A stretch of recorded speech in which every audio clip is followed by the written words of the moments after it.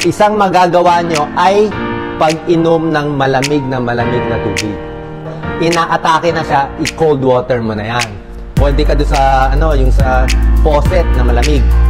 O, nilulublob yung ulo sa malamig na tubig.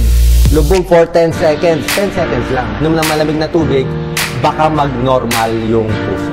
Or at least babagal siya. Subukan nyo, pinakamadali ito, cupping technique. Ako minsan nag-irregular heartbeat ko. Yung patalon-talon eh. Pag tumatalon-talon, ginagawa ko, inubo ko lang. Ginagano ko lang, inubo ko lang.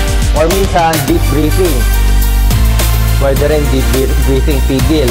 Itong Valsalva maneuver, another technique, pag-irit. So, pwede rin parang iirik ka. Isang technique naman, pinipisil ang ilong, tapos sisinga, pero hindi naman sobra lakas. Parang singa na konti. Sisinga mo lang. Parang i-reel lang siya for 5 to 10